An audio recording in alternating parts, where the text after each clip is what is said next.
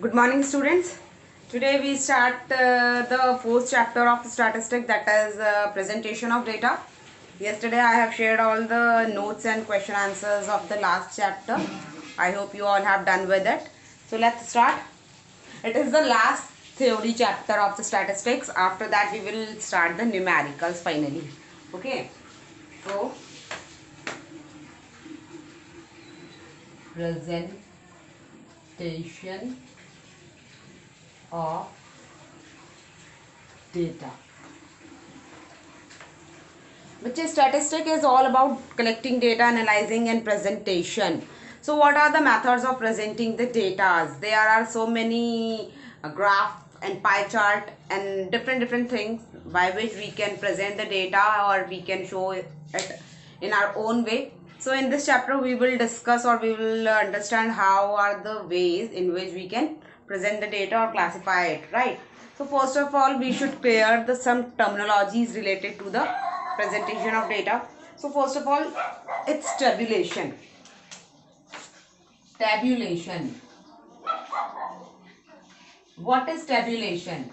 Tabulation का मतलब कुछ नहीं है, जो भी डेटा होता है जब भी हम उसे किसी टेबल के पेज में हम जब उसे पुट करते हैं, टेबल में लाके उसको डालते हैं, that is tabulation. Such as suppose मैंने बोला गर्ल्स बॉयज.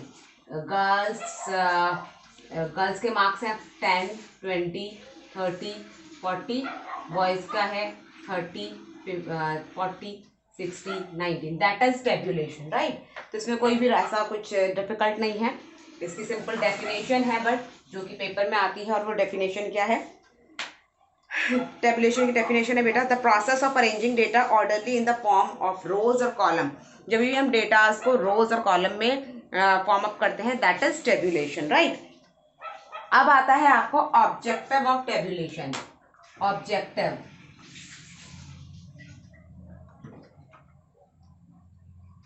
कि हम टेबुलेशन करते क्यों हैं, क्या उद्देश्य है, क्या इसके ऑब्जेक्टिव है.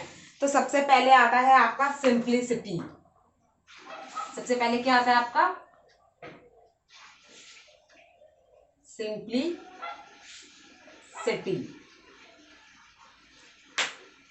हम डेटास को टेबुलेशन के फॉर्म में इसलिए डालते हैं ताकि जो आपका डेटा है वो कॉम्प्लेक्स ना लगे और सिंपल लगे और इजीली आप उसे अंडरस्टैंड कर सको. Next is comparative study.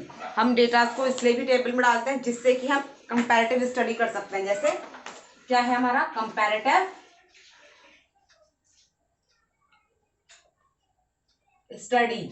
मतलब सपोज हमने ये डेटा लगा लिया टेबल में, तो हम इजीली कंपेयर कर सकते हैं ना कि अच्छा ये इतना, ये इतना, ये इतना, इतना है ना. तो इजीली कंपैरिजन के लिए भी हम डेटा को टेबुलेशन की फॉर्म में डालते हैं. ठीक है. Next is systematic presentation. Data को मतलब बहुत ही हौश पौश तरीके से ना करके, बहुत ही कॉम्प्लेक्स तरीके से प्रेजेंट ना करके, एक सिस्टमैटिक तरीके से प्रेजेंट करने के लिए भी हम टेबुलेशन करते हैं. तो हम क्या बोलेंगे इसको? Systematic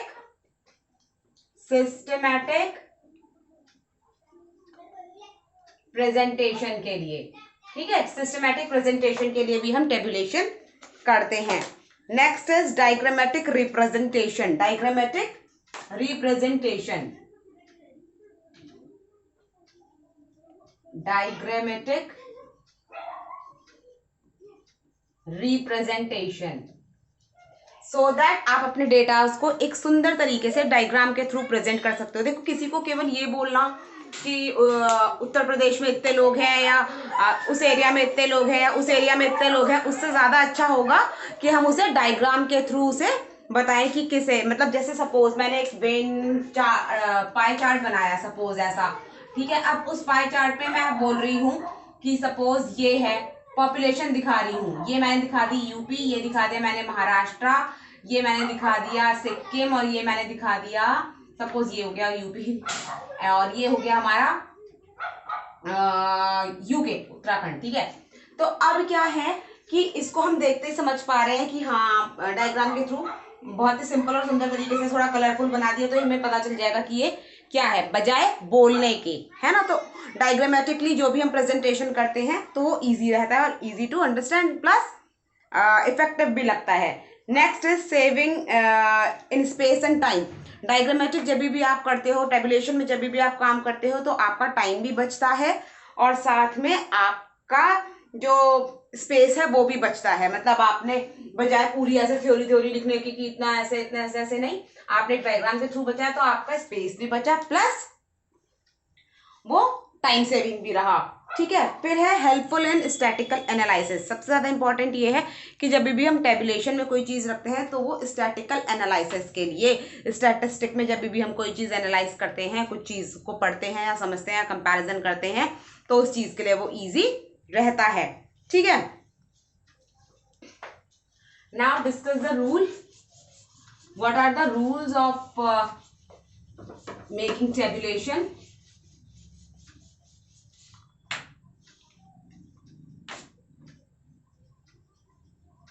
There are some rules also which we should keep in mind while doing any tabulation of any data.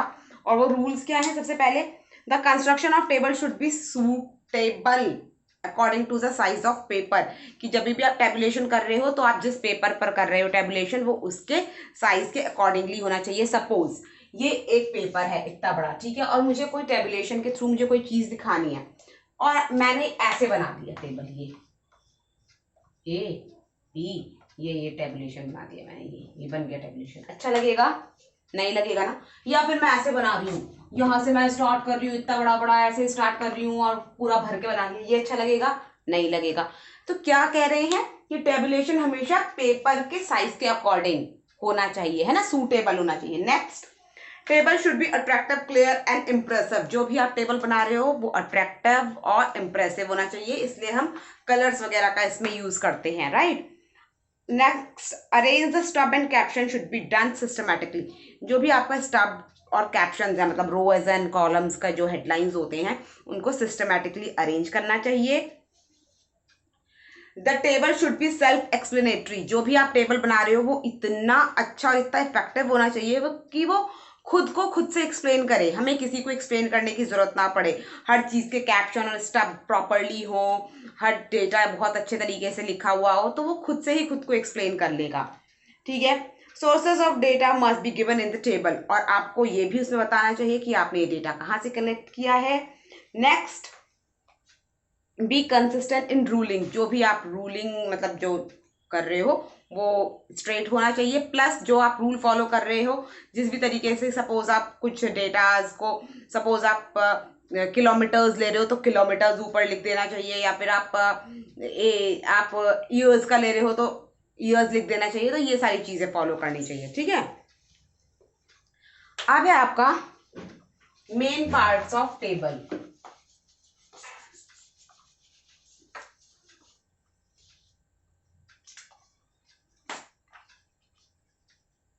Main parts of table. तो मेन पार्ट्स ऑफ टेबल में क्या है? सबसे पहले आपका टाइटल। टाइटल, ये तो हमें सबको पता है कि जो भी हम टेबल बना रहे हैं तो सबसे पहले ऊपर उसका टाइटल मेंशन करना चाहिए। सपोज मैं एज ग्रुप का टेबल बना रही हूँ तो ऊपर age group of class 11th। ठीक है। टेबल नंबर, कौन से नंबर का टेबल है वो मेंशन करना चाहिए। Plus caption. अब देखो कैप्शन क्या है? जो भी कंटेंट आप कॉलम के अंदर रखते हैं, सपोज ये तो सपोज मैंने यहाँ पे रखा हुआ है एज, सैलरी, और यहाँ पे मैंने रखा हुआ है स्टेट। ठीक है। तो ये कैप्शन जरूर डले होने चाहिए। ठीक है। Next stub. स्टब क्या होता है? कैप्शन तो क्या होता है? जो रोज के बारे में बताते हैं कि रोज में क्या लिखा हुआ है। स्टब क्या होता है? जो कॉलम्स का बताएगा। ठीक है। ये हो गया आपका कॉलम और ये हो गया आपका रोज। ठीक है। तो स्टब क्या होगा? जो आपके रोज के बारे में बताएगा कि ये है ऐसे, इसमें ये डाला, इसमें ये डाला, इसमें ये डाला। ठीक है। Next is head note. Head note मतलब ऊपर जो भी आप लिखना चाह रहे हो, कि सपोज आप लिखना चाह रहे हो कि सपोज आप सैलरी दे रहे हो और सैलरी में आप लिखना चाह रहे हो इन थाउजेंड्स, तो वो हेड नोट आप जरूर लिख दोगे। प्लस फुट नोट, नीचे जो भी आप लिखना चाह रहे हो तो वो जरूर लिख दोगे। ठीक है। तो ये सारी चीज़ें हैं पार्ट्स ऑफ टेबल में। उसके बाद आपका स्टार्ट हो जाने वाला है डायग्रामेटिक प्रेजेंटेशन, जो कि हमारे लिए मोस्ट इम्पॉर्टेंट है। Kinds of diagram, this thing we will discuss tomorrow, ठीक है। Till then you learn the tabulation की definition and its features, rules and parts of tabulation, okay, and try to make your notes. Till then, take care.